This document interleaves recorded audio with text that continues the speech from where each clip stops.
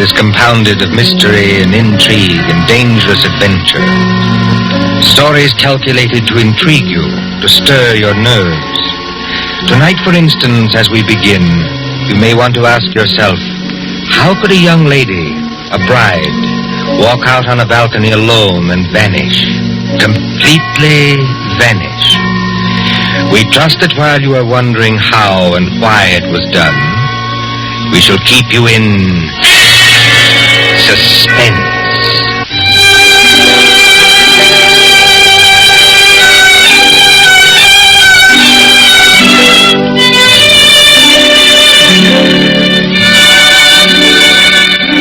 Italy in springtime. Italy as we used to know it before the jackal struck. And the island of Capri, 20 miles out across the Bay of Naples. Blue water a-dazzle under the sun. Behind you the bone-white beaches, and Vesuvius dull purple in a heat haze. Ahead, as the little steamer from Naples chugs out across the bay, rises Capri. Olive trees and white roads, and vineyards above the cliffs. Could young Americans find a better place to spend their honeymoon?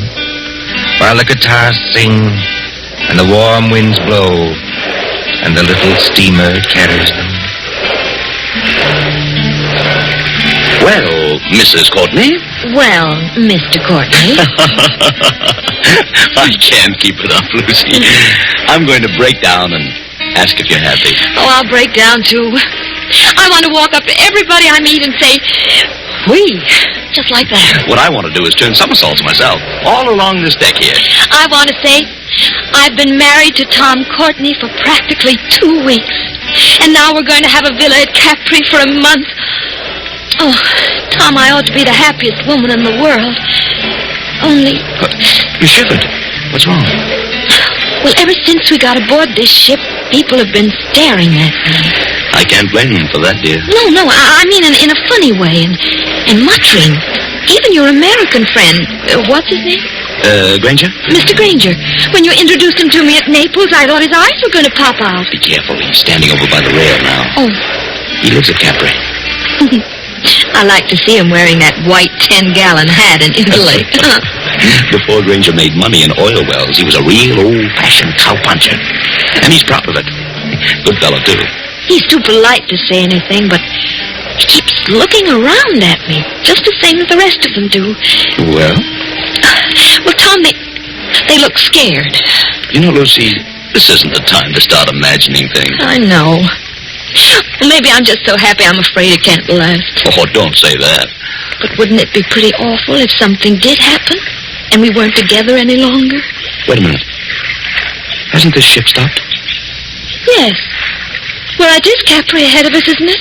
It can't be anything else. Well, it seems a funny place to stop. No sign of a harbor. Only rocks and little gray cliffs. Oh, Mr. Granger. Mr. Granger? Yes, young fella? Do you happen to know why we're stopping here? Well, yes, that's amazing, one, son. We're stopping so that you and your good lady and anybody else who's curious can get a look at the Blue Grotto. The Blue Grotto, of course. Now, just shade your eyes with your hand, ma'am. You see that tiny little arch under the cliff? Yes. And all the little white rowboats are coming out towards us? Yes. Now, when the first boat comes alongside, you climb down that iron ladder and get in. The boatman will row you out and through the arch into the grotto. It's a great, big, dark cavern. The water in there looks as though it's lit up underneath with blue fire. Like to go out and see it, Lucy? Oh, I'd love to. Let me give you a little tip, though. The current's pretty fast out there. You'll go shooting under that arch like 60. Are we likely to upset? Oh, no, but the arch isn't as high as your head. When you see it coming, lie back flat in the boat.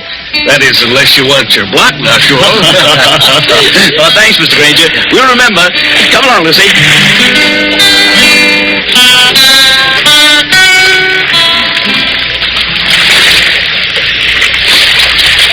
Easy on the ladder, Lucy. Don't look round yet. Oh, I'm all right, darling. And just as good a swimmer as you are. I'm in the boat now. Take one more step. Steady. Yeah. Now turn around facing the boatman and sit down here beside him. What's the matter with the boatman? Easy, man. You want to upset us? Sit down. You come back, yes? Come back? Well, I've never been here before in my life. Push off, man. Start rowing. The other boats are piling up behind you. You come back. Start rowing, can't you?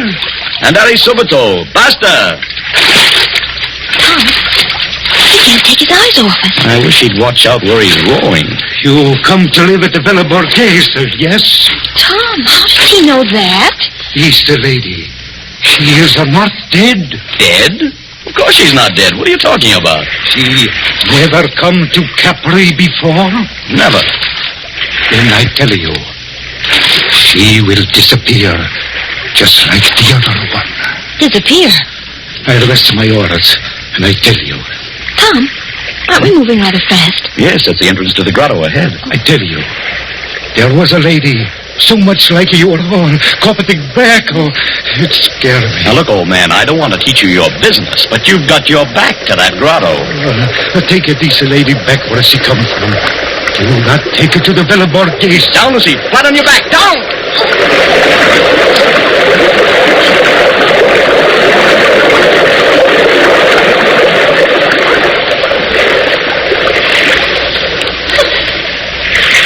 Signore, I am sorry. I almost make you get hurt. You know you nearly got your own head knocked off. Excuse me, no. I am used to it. Now, I will row you round the blue grotto.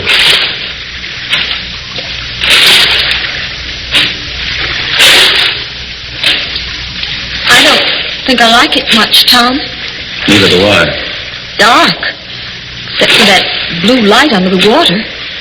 It's transparent. You can see the fishes swimming. Just a minute, boatman. This lady who disappeared from the Villa Borghese.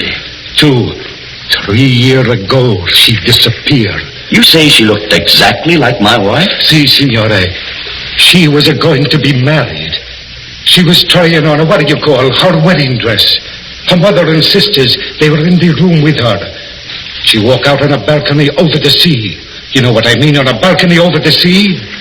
And nobody ever hear of her again. You mean she jumped over into the sea? Or a young girl going to be married. Kill herself? No. And what did happen? Oh, but I do not know. But sometimes they say you can meet her ghost in here. She float just under the water where you can see her and turn over and over. And the wedding veil is still round her face. Tom, let's get out of here. You want to go, yes? Lucy, if this fellow's stringing us along... He's not stringing us along. Then somebody ought to know what this means. If we've inherited a haunted balcony where people disappear like soap bubbles, I say it's too much. Let's get back to our ship and talk to Granger. Yes, boatman, take us back.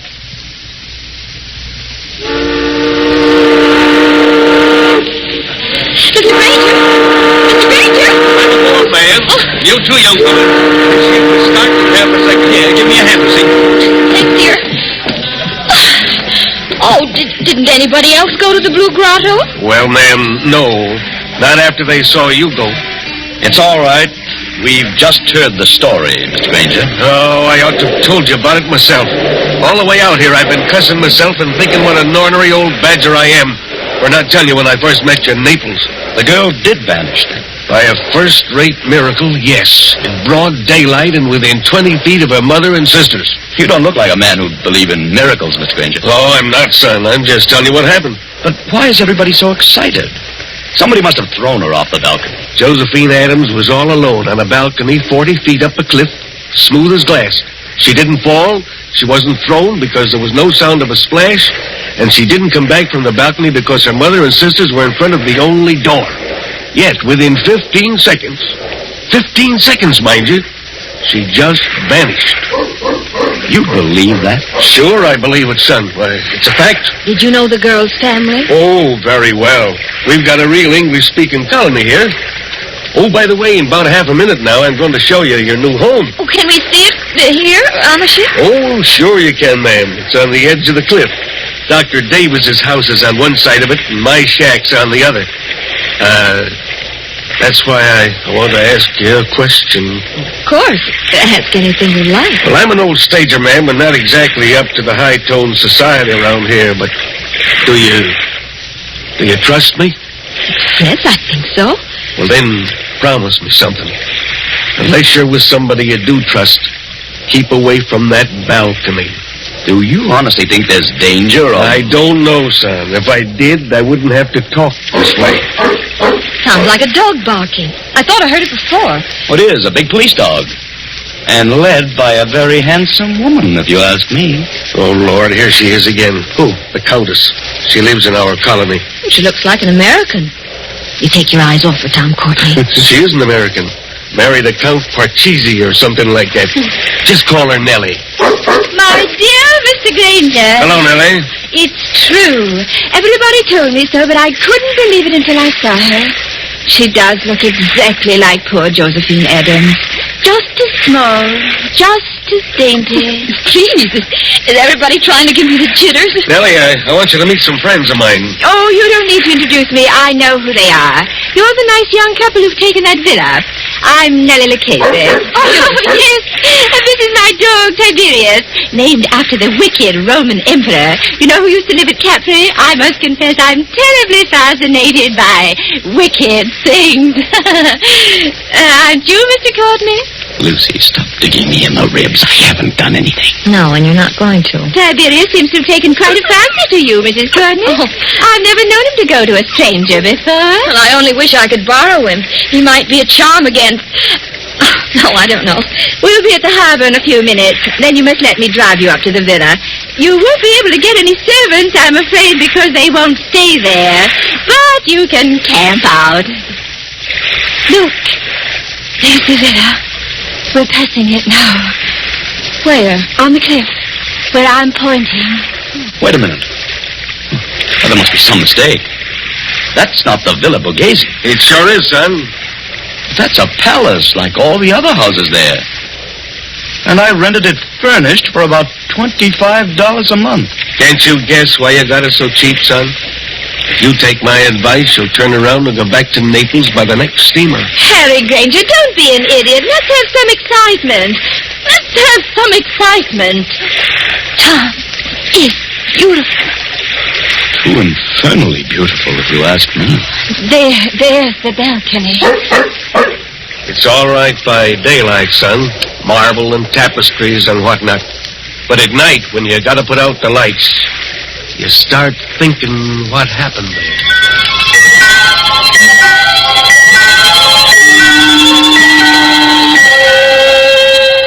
The moon over Capri makes a deathly daylight. You could see to read on that balcony, if anyone went out there. Frosted glass doors open out on it from a big room on the ground floor. Two determinedly calm persons and a dog sit looking at each other. Lucy, stop it. Stop what? Stop looking over at that balcony. I'm sorry, darling. Why are we sitting here anyway? There's an outer room that's much more comfortable. It's like having a toothache. A very little toothache. I may be dense, Angel, but I don't follow you. You put your tongue against the tooth to see if it'll hurt. You know it will hurt, but you go on doing it just the same. Well, that's us. Maybe you're right. Oh, Tom, did you ever think we'd have a lovely house like this? Yeah, the house is all right, yes. Then they have to go and spoil everything. Our honeymoon. With this blasted Tommy rod about... Tom, you're as jittery now as I was this afternoon. Oh, even Tiberius is jittery. Yes, I guess I am. Easy, boy. Easy, easy. Well, there's whiskey on the table. In a minute. Not just now. There's nothing wrong with that balcony. Suppose you walked out there this minute. I've had a horrible longing to try it. Just because I know I shouldn't. Well, nothing could attack you. All you'd have to do would be to yell. That'd bring Mr. Granger out on his balcony like a shot. And the neighbor on the other side of us... Who is on the other side, by the way? A specialist in brain diseases. Dr. Davis. He's English. Easy, Tiberius. Easy. Tom, I'm afraid. It's all right, darling. You hold Tiberius's collar while I open the door. Good evening, Mr. Courtney. Good evening, Mrs. Courtney. I'm no ghost. I'm merely your neighbor, Dr. Rutherford Davis. Oh, yes, of course. I trust you will pardon this intrusion. No one answered my knock, so I I ventured to come in. It's no intrusion, Dr. Davis. Mr. Courtney, I wish I could say welcome to Capri, but I have a very different message. Well? If you value Mrs. Courtney's life, you'll go back to Naples immediately, sir. Not you, too. I do not say that as a ghost hunter, sir. I say it as a medical man. May I sit down? Oh, of course. Please do. Oh, thank you. We seem to be forgetting our manners. Dr. Davis, will you have a drink? Oh, thank you. Perhaps a small whiskey? I'll get it, darling. You sit down and talk to Dr. Davis. You're not going back into that room alone. I'm only going to get the drinks, Tom. I promise to be good. And Tiberius can come with me. Can't you, Tiberius? Oh, I see you've borrowed Tiberius from the Countess Lucchese. Yes, she was kind enough to offer him. Excuse me, I'll be back in a minute. Come on, Tiberius.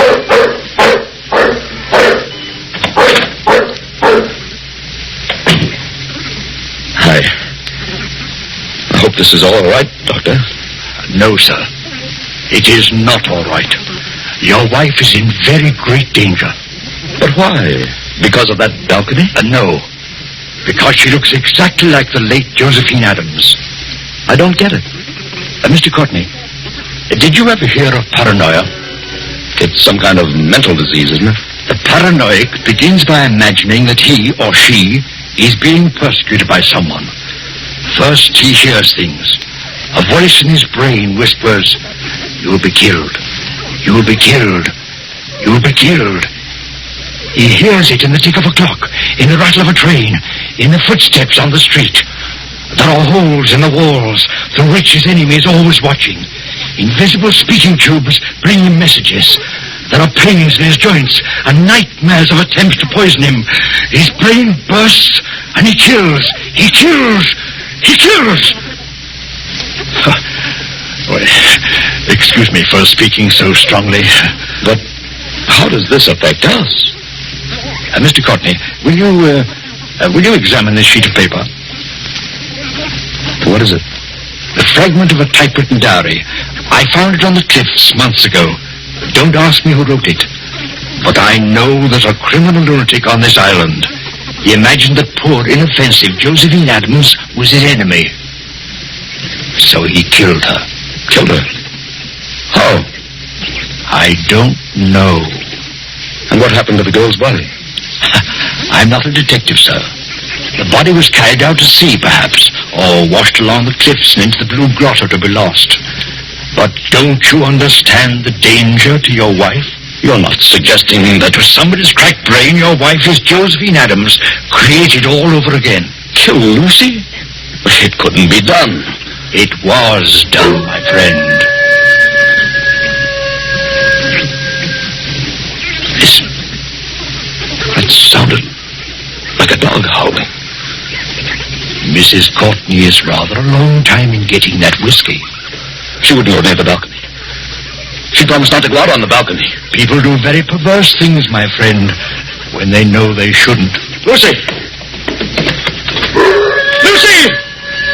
That seems to be Tiberius out on the balcony. I can't see anything else from here. She's gone. She's gone. She's gone.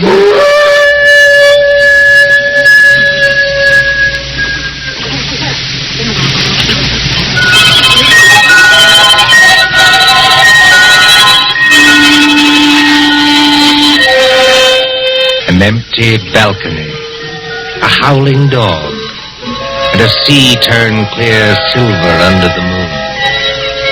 Then, after the tumult and the shouting, there are other pictures. Don't you hear the noise of that motor launch, with a half-demented young man at the wheel? 3 other familiar figures are gathered around it. Don't you recognize the brunette prettiness of Nellie Lucchese? The white 10-gallon hat of Harry Granger? And the neat, pointed beard of Dr. Davis? But what on earth is he going to do out here in this motorboat? I'd like to know that one myself. Listen, please. All of you. Now, take it easy, son. We're with you. What time is it? Time? Yes. What time is it? 2:30 in the morning, going on for 3. 12 hours. Then the tide ought to be just where it was this afternoon. What's the tide got to do with it? A whole lot. Somebody set a trap and made Lucy fall off that balcony. I know it. Oh, that's absurd. If Lucy's been carried out to sea, there's nothing we can do about it. But if she's been carried along with the current and into the Blue Grotto... Blue Grotto? One moment, sir. You're not proposing to run this big launch under that arch after dark? Yes, Doctor. That's just exactly it. Go on. Do it. I'll back you up. Let's have some excitement. It'll be exciting enough, I assure you. Mr. Courtney, have you got some wild hope of recovering your wife's body? I've even got a wild hope she may be alive. Lucy's a very strong swimmer. You're acting like a nut, son. Get set, everybody. I'm going to swing around.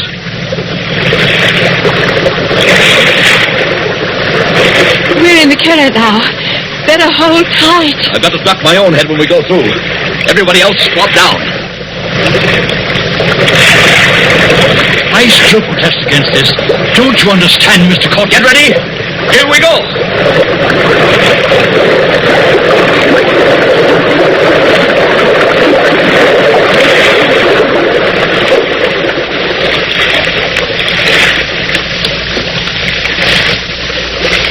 What on earth is wrong? There's no Blue Grotto. It's as black as pitch. My dear Nellie, I kept trying to tell all of you. The Blue Grotto effect is caused by the sun's rays. There never is one except when the sun is out. Just how does our friend propose to find anything in here? Listen. Something got hold of the side of the boat. I felt it move. Not the dead girl, I trust. There's a hand here. A wet hand. Lucy. She's not alive. Mr. Granger, help me lift her up over the side. Easy now. Don't tip the boat. Oh, Lucy. Lucy, are you all right? Tom. Are you all right, Lucy? Can you hear me? All right. Just exhausted. I got in here. Couldn't swim out against the current. Oh, don't try to talk. I've got to talk. Going to faint. Tom, who's with you? Only our friends.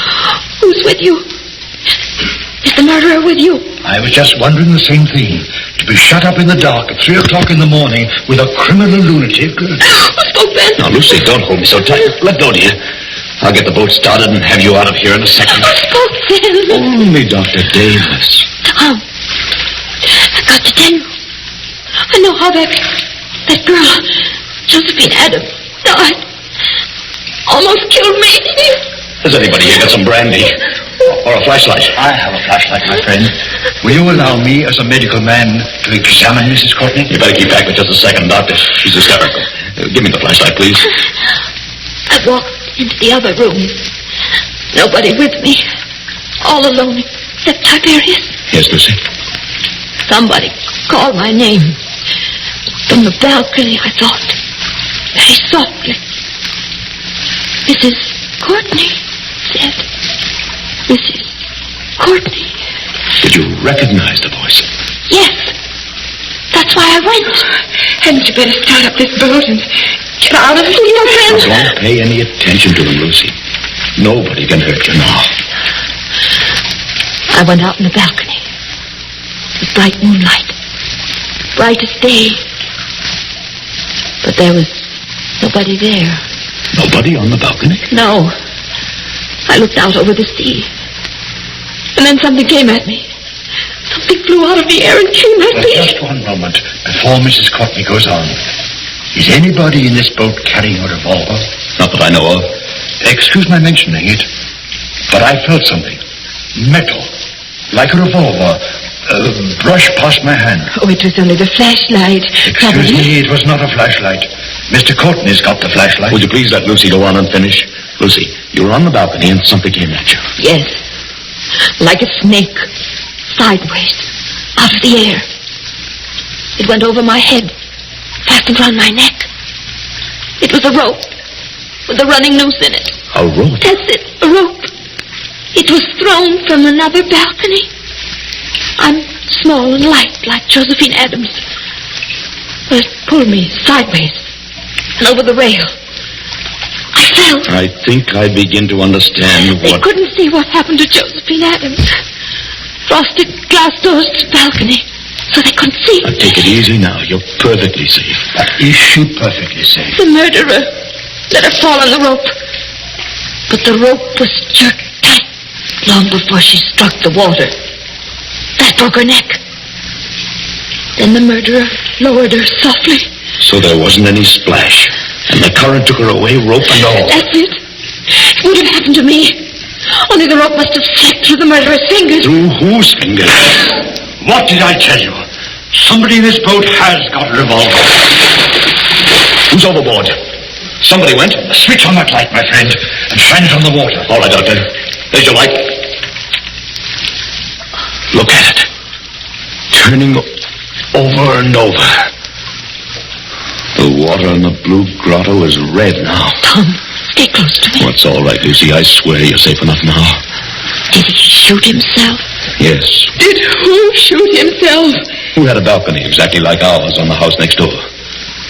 Who began life as a cowpuncher and would have known how to use a lasso? Yes, and knew Josephine Adams well, and got it into his maniac's head that Mrs. Courtney was Josephine Adams all over again. Harry Granger. Look. There's his 10-gallon hat floating away.